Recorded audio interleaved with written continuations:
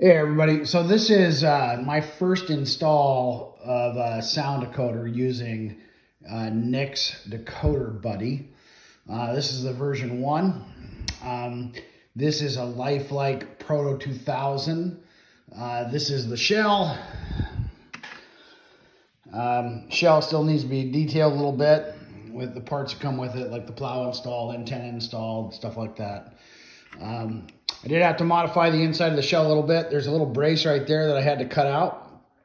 I cut the corners out and then just took the brace out in order to clear that accessory connector there on the Decoder Buddy. I did grind down the frame. All those people that say that you have to use a die grinder and all that stuff, or a, heavy duty machine tools, I used a belt sander. I have a 1-inch belt sander. It's just a cheap Harbor Freight tool.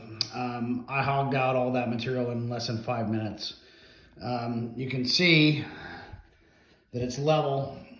That gave me a little extra room for a speaker, another speaker, or a keep alive.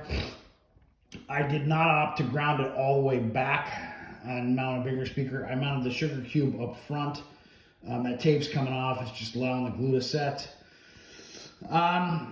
It's a makeshift clamp.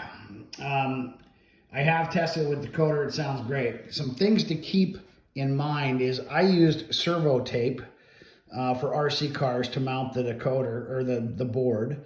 It raises the board up a little bit, so keep that in mind. Check clearances, put your decoder on, check clearances, etc. I have run it, and it runs fantastic.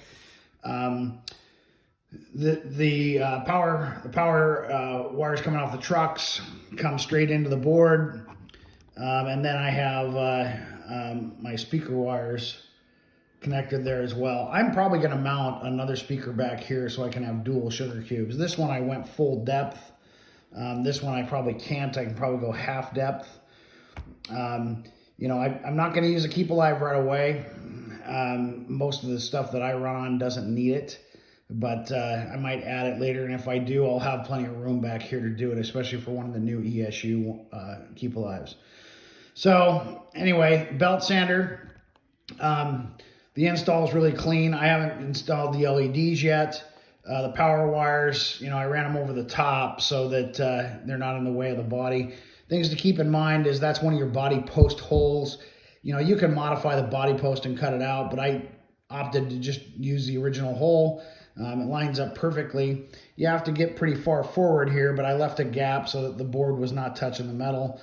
And then I insulated it a little bit with some canopy glue just to make sure that the board's not touching metal. Anyway, these GP38s are fantastic models. The grease that Proto 2000 used when they released these turns to cement and it locks up the worm gears.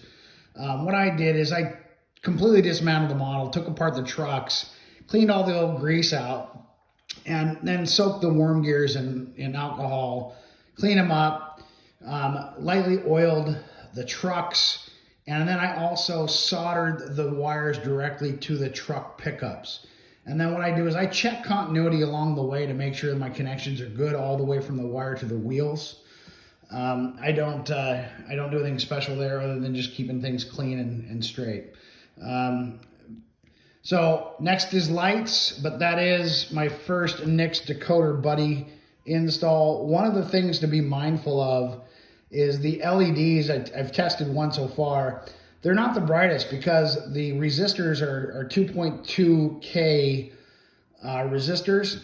I usually use 750s on LED so I can control the brightness all the way down. I will be adding truck lights to this. I don't know how I'm going to do that yet.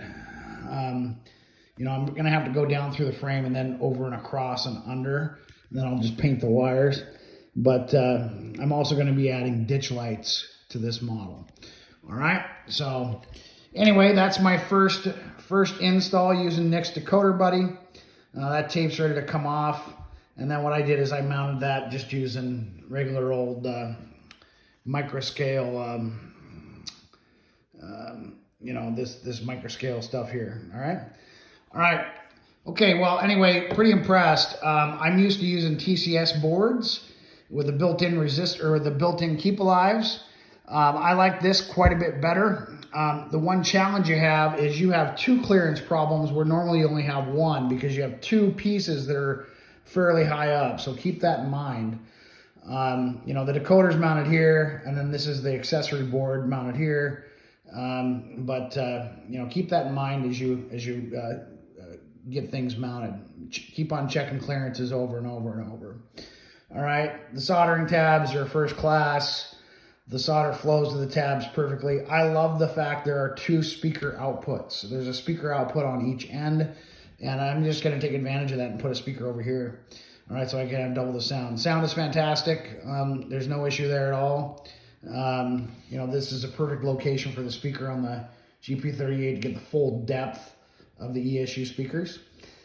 All right, okay, so I just ordered a couple from Nick last night late after using this one. I did ask for him to give me a couple of the boards with the 750K resistors or 1K resistors so that the light's not so dim to start with. I like a really bright headlight and really bright ditch lights.